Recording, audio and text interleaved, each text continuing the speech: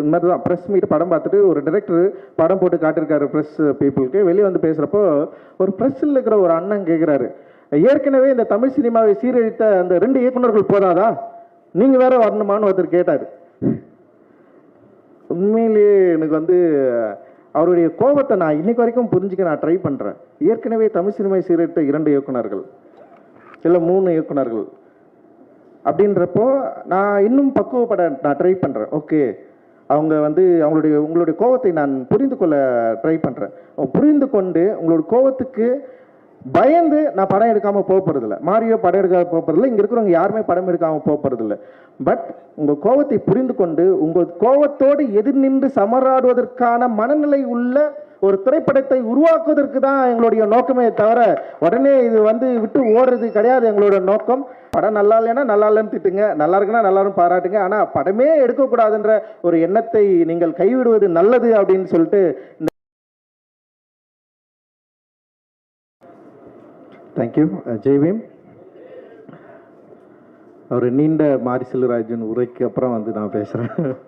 ஏன்னா வந்து மாரி செல்வராஜ் மொழியில் மட்டும் இல்லை பேச்சிலையும் பக்குவப்பட்டிருக்கிறான்.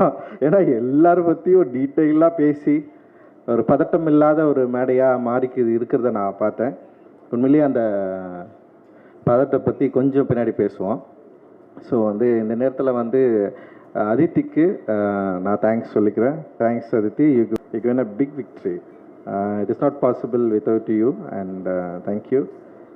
Because of you only, you pushed me and you pushed Mari and everyone, and I'm really enjoy.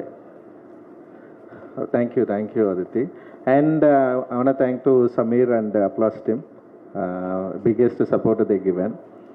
And அப்புறம் நீலம் ஸ்டுடியோஸில் இருக்கிற எல்லா ஒர்க்கர்ஸ்க்கும் எனக்கு பெரிய நன்றிகள். அண்டு நீலம் ப்ரொடக்ஷனில் ஒர்க் பண்ண எல்லாருக்கும் நன்றிகள். பைசன் படத்தில் மாரியோட துணை நின்ற டெக்னீஷியன்ஸ், ஆக்டர் அண்டு எல்லாருக்குமே வந்து என்னுடைய நன்றி. ஏன்னா இவ்வளோ பெரிய வெற்றியை மாரியோடு சேர்ந்து நீங்கள் வந்து மக்கள்கிட்ட இருந்து பெற்றிருக்கிறீங்க. இது வந்து பாசிபிளே கிடையாது. ரொம்ப ரொம்ப ஒரு முக்கியமான வெற்றியாக நான் இதை பார்க்குறேன். நான் உண்மையிலேயே வந்து நானும் ரொம்ப சந்தோஷப்படுறேன் இந்த வெற்றியின் மூலமாக. காரணம் என்னென்னா, வெற்றி வந்து அவ்வளோ ஈஸியாக எல்லாருக்கும் கிடைக்கும்னா டெஃபினட்டாக கிடைக்காது. வெற்றி வந்து ரொம்ப ரொம்ப கஷ்டம்தான். ஒரு படைப்பு வந்து வெற்றி கிடைக்கிறது வந்து இட் இஸ் நாட் அவ்வளோ ரொம்ப ஈஸியானது கிடையாது. இங்கே பல இயக்குநர்கள் இருக்காங்க. இப்போ அமீரண்ணா கூட இயக்குனராக இருந்து வெற்றி அடைஞ்சவர் தான். அண்டு வந்து பசுபதி அண்ணா ஆக்டராக இருந்து வெற்றி அடைஞ்சவர் தான். ஸோ வந்து ஒரு வெற்றிக்காக உழைக்கிறது, அந்த வெற்றி கிடைக்கும், அது கிடைச்சதுக்கப்புறம் கொண்டாடுறது, அப்படி அது ரொம்ப ரொம்ப சூப்பராக இருக்கும். அது வந்து எல்லா தனி மனிதனுக்கும் ஒரு கிடைக்கக்கூடிய ஒரு அனுபவம். அது ஒரு ஒரு படைப்பை உருவாக்குற ஒரு கலைஞனுக்கு கிடைக்கக்கூடிய ஒரு அனுபவம். ஆனால் ஒவ்வொரு படைப்பாளிக்கும் அந்த வெற்றியை பெறுவதில் சில என்ன சொல்கிறது உழைப்பு இருக்கும். சில விஷயங்களை நம்புவாங்க. சில பேர் ரொம்ப என்ன சொல்கிறது க்ரியேட்டிவாக தங்களுடைய கதை பலத்தை வந்து நம்பி, இல்லை அந்த திரைக்கதை இல்லை அந்த லைஃப் ஸ்டைல் இதெல்லாம் நம்பி வந்து இந்த படம் ஓடுன்னு சொல்லிட்டு வந்து நம்புவாங்க. பட்டு நான் வந்து சினிமாவுக்கு வரத்துக்கு முன்னாடி என்னுடைய லைஃப்பை நான் பேசி படமாக எடுத்து இங்கே ஜெயிக்க முடியுமா அப்படின்றது வந்து கொஞ்சம் ஒரு சின்ன ஒரு யோசனை இங்கே இருக்க தான் செஞ்சது. பட் ஆனால் வந்து துணிஞ்சி படம் எடுத்துகிட்டு பார்த்துடலான்னு சொல்லிட்டு தான் நான் இண்டஸ்ட்ரிக்கே வந்தேன் நான். ஸோ அந்த வந்ததில் இருந்த இப்போ யாராவது என்கிட்ட வந்து என்ன படம் எடுப்பேன்னு கேட்டால் இருக்கிற திடீர்னு பதில் சொல்கிறதுக்கு முன்னாடி ஒரு பதட்டம் தொட்டிக்கும் எனக்கு. இதை பற்றி இவங்ககிட்ட பேசலாமா, இவங்க என்ன நினைப்பாங்க, இதை வந்து பாசிட்டிவாக எடுத்துப்பாங்களா, இல்லை இதை வந்து எப்படி இதை உணர்வாங்க. நான் படம் தான் எடுக்க போகிறேன், தப்பான வேலை செய்ய போகிறதில்ல. அண்ட் வந்து இந்த படத்தில் வந்து இந்த சமூகத்துக்கு வந்து தவறான கருத்தை வந்து நம்ம சொல்ல போகிறதில்ல. இந்த சமூகத்தில் இருக்கிற ஒரு 75 ஆண்டுகள சினிமா வரலாற்றில் பேசப்படாத மக்களை பற்றி பேச போகிறோம். ஆனால் நமக்கு ஏன் பதட்டம் வருது? நம்ம கரெக்டாக தானே வந்து வேலை செய்கிறோம், கரெக்டாக ஒரு நல்ல விஷயத்தை தானே நம்ம சொல்ல போகிறோம். ஆனால் ஏன் எனக்கு பதட்டம் தொட்டிக்குது? ஏன் ஒரு இனம் புரியாத ஒரு ஒரு ப்ரெஷர் க்ரியேட் ஆகுது அப்படின்னு எனக்கு வந்து சத்தியமாக தெரியவே இல்லை. பட் ஆனால் வந்து அது ஏன்னு நமக்கு எல்லாருக்குமே தெரியும். இப்போ வந்து பொதுவாக கிராமப்புறங்களில் வசிக்கிறவங்களுக்கு வந்து ரொம்ப இயல்பாக தெரிஞ்சிடும். இது ஒரு ஊர் காலனின்னு ரெண்டு ரெண்டு தனியாக பிரிஞ்சிருக்கிறப்போ ஒரு பொதுவில் இருக்கிற ஒரு பொருளை வந்து பங்கு போடுறதில்ல, இல்லை உரிமை கோருறதில்ல, எப்போவுமே வந்து ஒரு சின்ன ப்ரெஷர் இருந்துகிட்டே இருக்கும். ஸோ இப்போ நான் வந்து அப்படி ஒரு காலனிலேருந்து வந்திருக்கிறேன். ஸோ மாரி செல்வராஜ் அப்படி ஒரு காலனிலேருந்து வந்திருக்கிறான்னு வச்சுங்களேன். ஸோ அப்படி இருந்து ஒரு காலனியில் வந்து யாருக்கிட்ட எதை பேச போகிறோம் அப்படின்றது வந்து ரொம்ப முக்கியமாக இருந்தது. யார்கிட்ட எதை பேச போகிறோம்? இப்போ வந்து அப்போ நான் வந்து என்னுடைய உரிமையை நான் எங்கே கேட்குறேன்னா பொதுவில் கேட்குறேன். பொது என்பது என்னென்னா இங்கே வந்து ஒரு ஊராக இருக்குது. ஊரில் வந்து பல தரப்பட்ட சாதிகள் வசிக்கிற ஒரு பகுதியாக இருக்குது.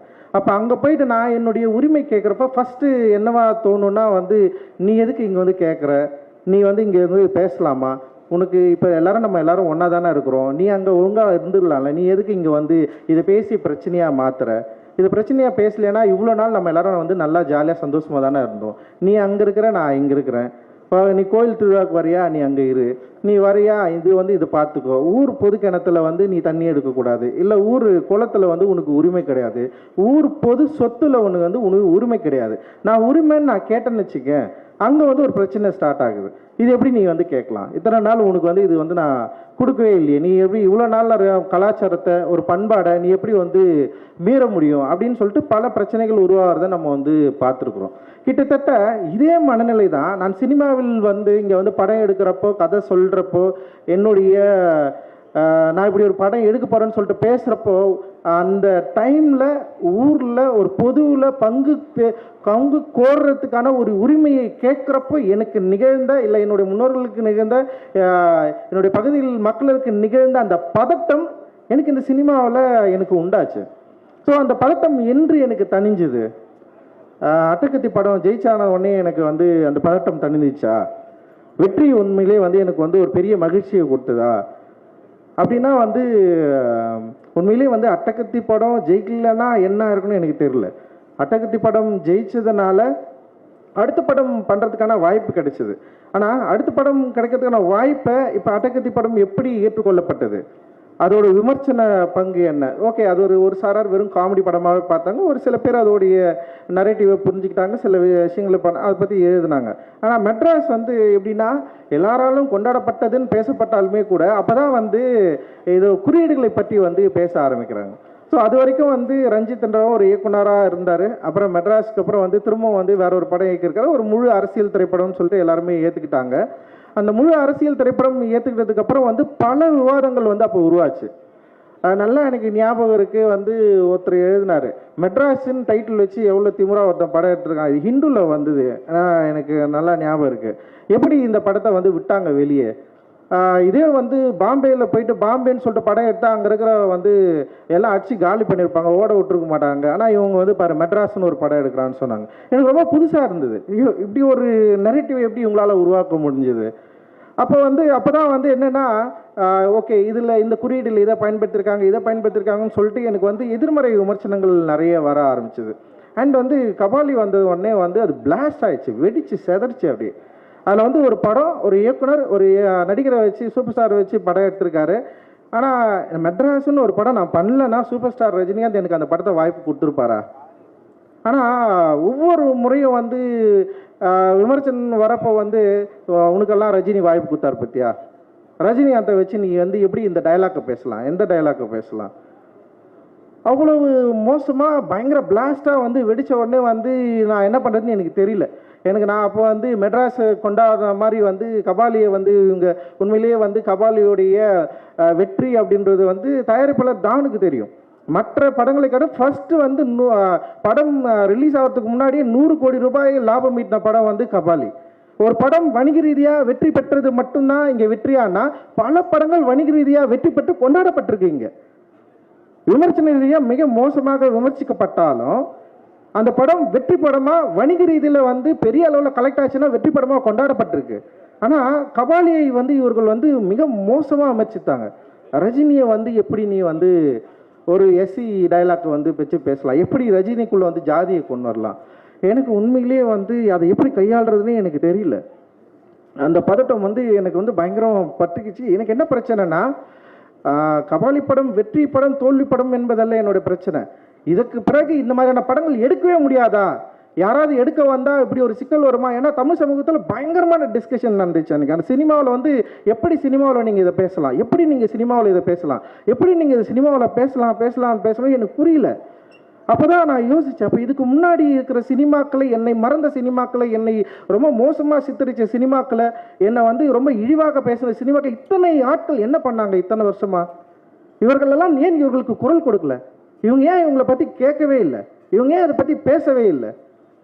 அப்போ நான் என்ன பண்ணுறேன்னா, நான் ஒரு புது என்னுடைய லைஃப்பை, என்னோட வாழ்க்கையை நான் உங்களுக்கு காட்டுறதுக்காக நான் ஒரு திரைப்படம் எடுக்கிறேன். அதுவும் வணிக ரீதியாக வெற்றி பெற்ற ஒரு திரைப்படமாக அது இருக்குது. ஆனால் மிக மோசமாக சித்தரிக்கப்பட்டது. அதோடைய திரைக்கதை அமைப்பை பற்றி பேசுகிறவர்கிட்ட நான் வந்து டெஃபினட்டாக நான் வந்து ஒத்துக்கிறேன். அதோட திரைப்பட குறைவு, அதாவது திரையாக்கம் குறைபாடுகளை வந்து நான் வந்து மனப்பூர்வமாக ஏற்றுக்கொள்கிறேன். நான் ஒரு நடிகரை நீ எப்படி பேச வைக்கலாம், எப்படி இந்த கண்டென்ட்டை பேச வைக்கலாம்? மற்றபடி சூப்பர் ஸ்டார் ரஜினிகாந்த் அவர்கள் நடித்த மற்ற எல்லா படங்களும் உங்களுக்கு வந்து சூப்பராக எனக்கு தெரியவே இல்லை.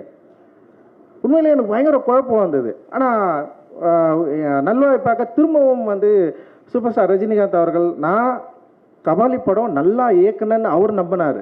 அந்த படம் ரொம்ப நல்ல படம்னு அவர் நம்பினார். அந்த படம் மிகப்பெரிய வெற்றி படம் நம்பி எனக்கு வந்து திரும்பவும் காலான்ற ஒரு படம் கொடுத்தாரு.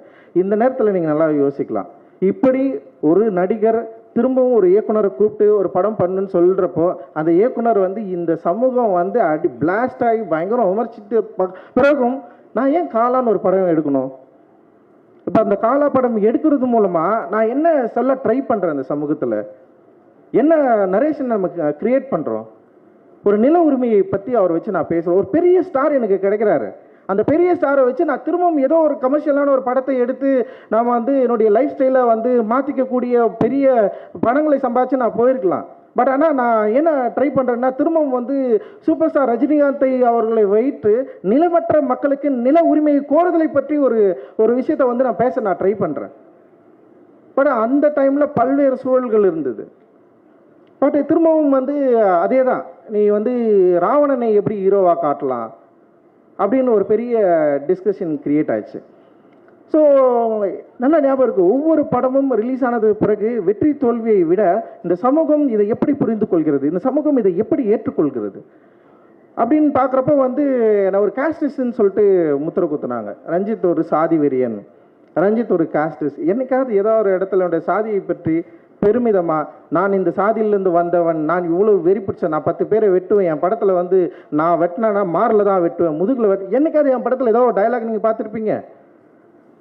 கிடையவே கிடையாது. எந்த சாதியை வந்து மிக மோசமாக வந்து என்னை விட கீழானது அப்படின்னு சொல்லிட்டு நான் எங்கே விமர்சித்திருக்கேன்? எந்த மனிதர்களையும் நான் மோசமாக சித்தரிச்சிருக்கேன் என்னோடய திரைப்படங்களில்? என்னோடய திரைப்படங்களில் வந்து பெண்களையும் மற்ற என்ன சொல்கிறது, நிறைய ஸ்டீரியோடைபிக் இமேஜை உடைச்சிருக்கிறோம். ஒரு ஈக்குவாலிட்டியை பேணுகிற, ஈக்குவாலிட்டியை வந்து விரும்புகிற ஒரு சமூகத்தை உருவாக்க வேண்டும் ஒரு பெரிய கனவு இருக்குது எனக்கு. ஸோ அந்த கனவின் அடிப்படையில் தான் அந்த திரைப்படத்தை வந்து உருவாக்குறோம். ஸோ அப்படி நான் பார்த்தவன் தான் மாரி செல்வராஜுடைய பரியேறும் பெருமாள். எனக்கு உண்மையிலேயே வந்து பரியேறும் பெருமாளை வந்து நான் பண்ண வேண்டிய திரைப்படமாக இல்லை, அதுவாக வந்து சேர்ந்தது. நான் அது படம் பண்ணேன். அந்த படம் வந்து ஒரு பெரிய ஒரு டிஸ்கஷனை கிரியேட் ஆச்சு. டிஸ்கஷன் கிரியேட் ஆனோடனே என்ன இங்கே நடந்ததுன்னா, திடீர்னு வந்து என்ன நடந்துச்சுன்னா வந்து மாரி செல்வராஜ் மொழி வேற, ரஞ்சித்தோட மொழி வேற. உடனே வந்து 2 மொழியை வந்து 2 பார்வையை உருவாக்குறது. அண்ட் இந்த படத்தில் எப்படி இது பேசியிருக்குது பாரு அப்படின்னு சொல்கிறது. பட் ஆனால் வந்து என்ன நல்ல விஷயம் நடந்ததுன்னா, ஒரு குரல் இருக்கிற இடத்துல இன்னொரு குரல் ஓப்பன் ஆச்சு. அது ரொம்ப எனக்கு வந்து கொஞ்சம் பாரம் குறைஞ்சிது. பரவாயில்ல, ஒருத்தனை திட்டுறதுல இன்னொருத்தர் திட்டு வாங்குறான் அப்படின்னு சொல்லிட்டு. ஸோ அந்த நேரத்தில் வந்து வெற்றி சார் ஒரு படம் எடுத்துட்டாரு, அசுரன் சொல்லிட்டு. ஸோ 3 பேரை திட்டமாக மாறிடுச்சு. பயங்கரமாக இருந்தது. எப்பவுமே என் ஃபோட்டோ மட்டும் தான் இருக்கும் திட்டுற இடத்துல. அப்புறம் வந்து மாரி செல்வராஜ் ஃபோட்டோ வந்தது. அப்புறம் படம் பார்த்தா வெற்றி சார் வந்து நின்ட்டார். 3 ஃபோட்டோ எங்கே பார்த்தாலும்.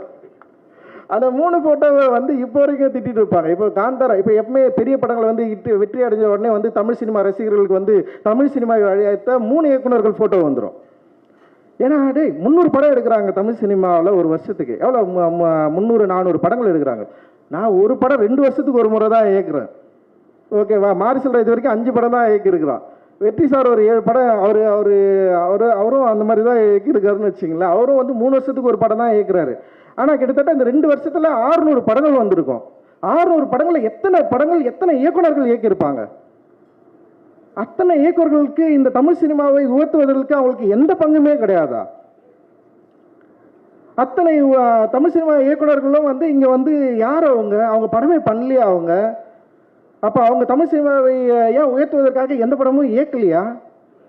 அப்போ வந்து ஒரு படம் வெற்றி அடைஞ்சவொடனே வந்து தமிழ் சினிமா சீரழித்தவர்கள் 3 பேர்னா மொத்தமே 10 வருஷத்துல நான் 7 படம் தான் எடுத்துருக்கிறேன். அந்த 7 படத்தில் தமிழ் சினிமா சீரழிஞ்சிச்சா? அப்போ மற்ற இயக்குனர்கள் என்ன பண்ணுறாங்க? இல்லை நீங்கள் தமிழ் ரசிகர்கள் என்ன பண்ணுறீங்க? இங்கிருந்து மற்ற என்ன பண்ணுறீங்க? நீங்கள் ஓட வைக்கலாம்ல எல்லா படத்தையும். ரொம்ப ஆச்சரியமாக இருக்குது இந்த நரேட்டிவ் வந்து உடனே செட் பண்ணுறது. இன்னொன்று ரொம்ப மோசமான ஒரு வார்த்தையை பிரயோகம் பயன்படுத்துகிறாங்க, அமுக்கிட்டாங்க பிதிக்கிட்டாங்கன்னு சொல்லிட்டு. எவ்வளோ மோசமான ஒரு வார்த்தை! இந்த இந்திய சமூகத்தில் இத்தனை நூற்றாண்டுகள் கழித்தும் என்னுடைய சகோதரன் இன்னைக்கு வந்து தீபாவளி கொண்டாடி இருக்கிற ஒரு சமயத்தில் வந்து ஒரு ஊரில் பூந்து அவ்வளோ பேர் அடிச்சு உடச்சிருக்காங்க. உங்கள் கண்ணை திறந்து பார்க்க மாட்டீங்களா நான் கேட்குறேன். எல்லாரும் தீபாவளிக்கு ஊருக்கு தானே போனீங்க. உங்கள் ஊரில் பக்கத்தில் வந்து நீங்கள் பிரிஞ்சிருக்க கேஸ்டால் பிரிஞ்சிருக்கிற 2 பிரிவை நீங்கள் பார்க்கவே இல்லையா? இது எப்போ நம்ம சரி பண்ண போகிறோம் அப்படின்னு ஒரு கேள்வி கேட்டேன்னு வச்சுங்களேன். உங்ககிட்ட என்ன பதில் இருக்குது? வேற ஒன்றுமே இல்லை. ஸோ அந்த கேள்விக்கான பதிலை தேடுவதற்காக முயற்சி தான் எங்களோட சினிமா. அந்த சினிமா அப்படி முயற்சிக்கிறதுனால நாங்கள் வந்து ஒரு என்ன சொல்கிறது, மக்களிடம் விலகி எடுக்கிற ஒரு சினிமா எடுக்கிறோம்னா இல்லை. ஒவ்வொரு முறையும் மக்களை நெருங்க ட்ரை பண்ணுறோம். மக்களுக்கு பிடித்த ஒரு சினிமாவை இயக்க ட்ரை பண்ணுறோம். மக்களை எஜுகேட் பண்ணுற படங்களை இயக்க ட்ரை பண்ணுறோம். ட்ரை பண்ணிட்டே இருக்கோம். இல்லை சில தோல்விகள் வரலாம். எனக்கு ரொம்ப ஆச்சரியம், உண்மையில் ரொம்ப சந்தோஷம். மாறி தொடர்ந்து வெற்றி படங்களை எடுத்துகிட்டு இருக்கிறான். தொடர்ந்து மக்களுக்கான ரொம்ப நெருக்கமான சினிமாவை எடுத்துகிட்டு இருக்கிறார். இது சாதாரண விஷயமே கிடையாது.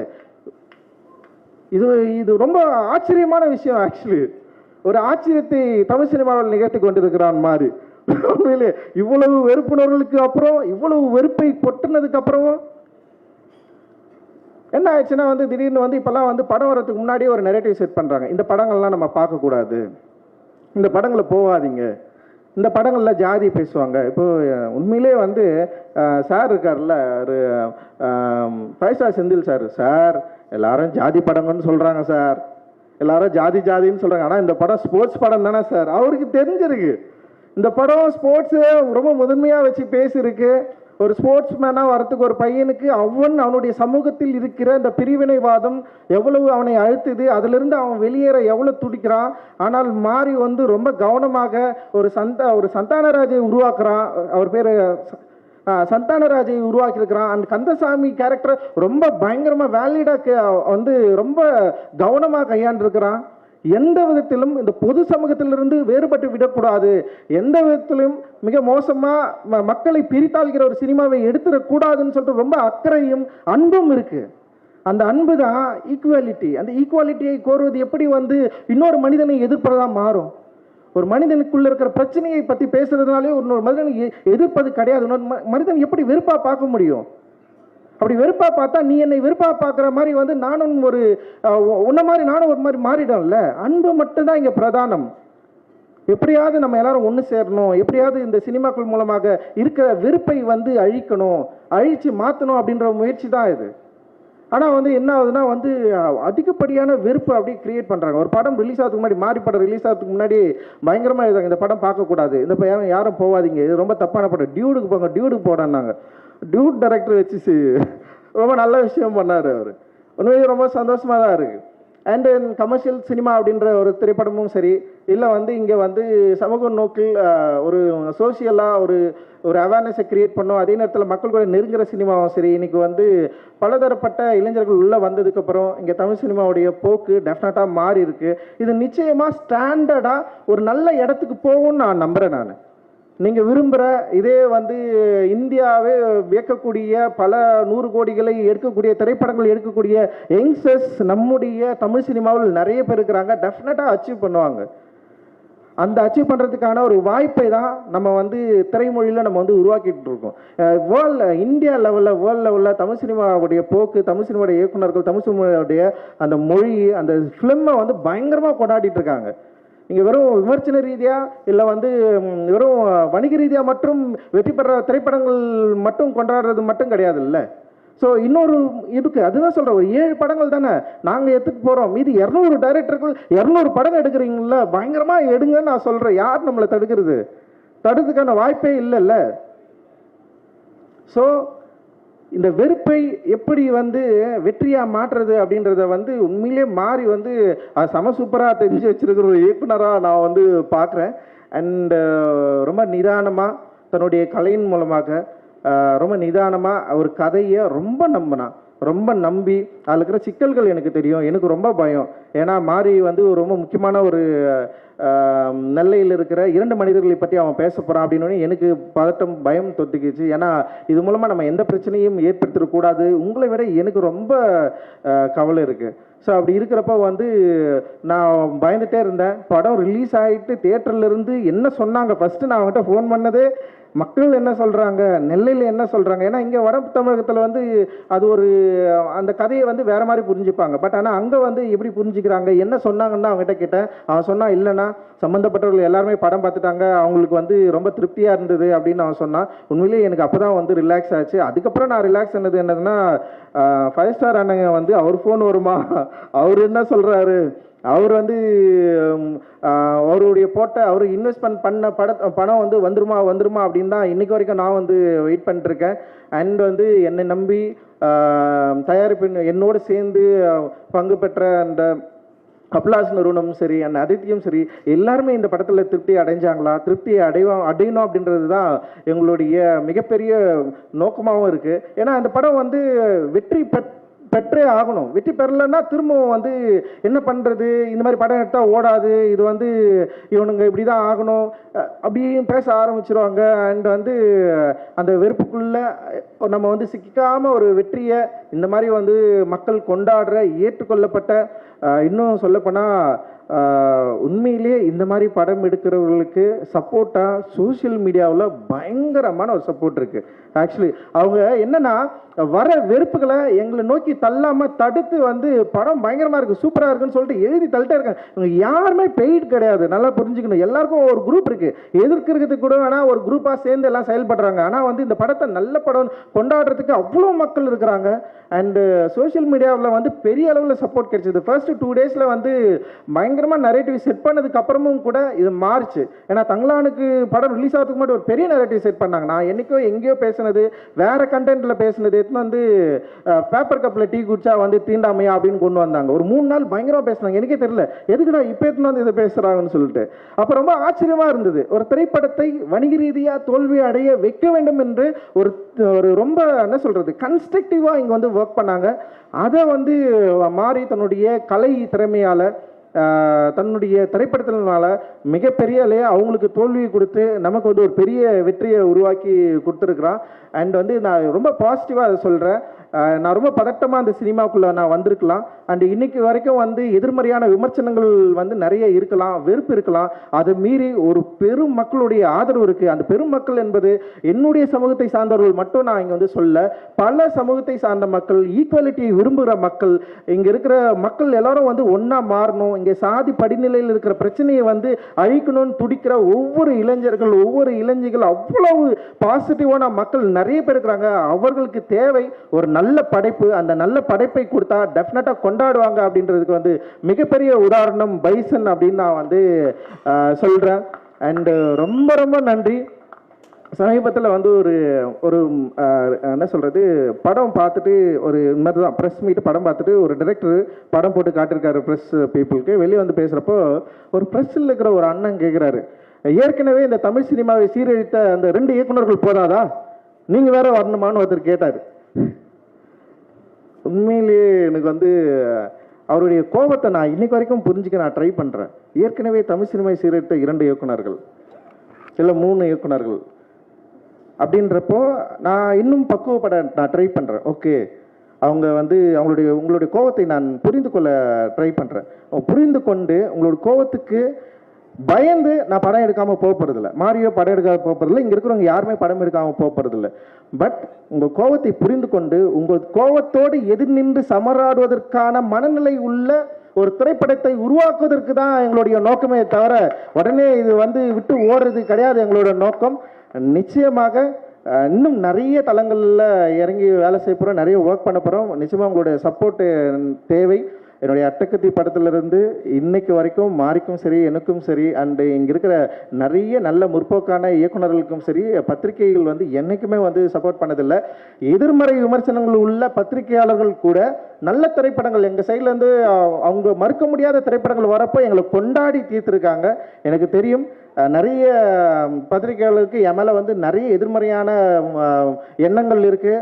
அவங்க நிறைய திட்டி தீர்த்துருக்காங்க, எழுதியிருக்காங்க, பக்கம் பக்கமாக என்னென்னவோ பேசியிருக்காங்க. பட் அவங்க எல்லாருமே வந்து இன்னைக்கு வந்து பைசனை கொண்டாடியதை நான் பார்த்தேன், பைசனை எழுதி பாராட்டினதை நான் வந்து பார்த்தேன், அண்டு இந்த படத்திற்கு பிரச்சனையை சரியாக புரிந்து கொண்டு பேசினதை நான் வந்து பார்த்தேன். ஸோ இதுதான் அதாவது திட்டியவர்கள் கூட பாராட்டுற ஒரு மனநிலையை உருவாக்கக்கூடிய ஒரு சினிமாவை தொடர்ந்து எடுத்துக்கொண்டிருக்கிறோம் அப்படின்ற பெரிய மகிழ்ச்சியும் சந்தோஷமும் இருக்குது. அதே நேரத்தில் மக்களுக்கு பயன்படக்கூடிய அண்டு அதே நேரத்தில் வந்து தயாரிப்பாளர்கள் வந்து எங்களை நம்பி இன்வெஸ்ட் பண்ணுறவங்க வந்து அவங்களுடைய முகம் எப்பவுமே மலர்ச்சியாக இருக்கக்கூடிய, சந்தோஷமாக இருக்கக்கூடிய, திரும்பவும் அந்த பணத்தை வந்து எடுத்துக்கக்கூடிய, ரொம்ப கவனமாக இருக்கக்கூடிய சில அந்த மாதிரியான படங்கள் தான் நாங்கள் வந்து தொடர்ந்து எடுத்துகிட்டு இருக்கிறோம். அண்டு இப்படி ஒரு வாய்ப்பை எங்களுக்கு நல்கி கொண்டிருக்கிற, இப்படி ஒரு வெற்றியை எங்களுக்கு தொடர்ந்து அளித்து கொண்டிருக்கிற இங்கே திரை ரசிக பெருமக்களுக்கும் தமிழக மக்களுக்கும் அண்ட் வந்து இங்கே இருக்கிற ஒட்டுமொத்த பத்திரிகையாளர்களுக்கும் எங்களோடு தொடர்ந்து வேலை செய்து கொண்டிருக்கிற டெக்னீஷியன்ஸ், ஈச் கிராஃப்ட் இருக்காங்க, நிறைய பேர் இருக்காங்க. ஒரு நீளம் வந்து இன்னைக்கு வந்து ஒரு பெரிய ஒரு நிறுவனமாக மாறி இருக்கு. அவ்வளோ பேர் இதில் வந்து ஒர்க் பண்ணுறாங்க, அவ்வளோ பேர் சப்போர்ட் பண்ணுறாங்க. எங்களுடைய ஒர்க்கிங் ஸ்பேஸ் வந்து மேக்ஸிமம் நாங்கள் வந்து ஒரு ஈக்குவாலிட்டியை வந்து எங்களால் முடிஞ்ச அளவுக்கு நாங்கள் ட்ரை பண்ணுறோம். ஒர்க் ஸ்பேஸ்லேயே நாங்கள் வந்து ட்ரை பண்ணுறோம். ஸோ அது வந்து சமூகத்திலும் பரவணும். அண்ட் திரைத்துறையிலையும் வந்து முக மலர்ச்சியோடு எங்களோட திரைப்படங்கள் வரப்போ ஏற்றுக்கணும். படம் நல்லா இல்லைன்னா நல்லா இல்லைன்னு திட்டுங்க, நல்லா இருக்குன்னா நல்லாரும் பாராட்டுங்க. ஆனால் படமே எடுக்கக்கூடாதுன்ற ஒரு எண்ணத்தை நீங்கள் கைவிடுவது நல்லது அப்படின்னு சொல்லிட்டு இந்த நேரத்தில் உங்களுக்கு வந்து நான் சொல்லி விடைபெறுகிறேன். நன்றி, மகிழ்ச்சி, தேங்க்யூ, ரொம்ப நன்றி எல்லாருக்கும்.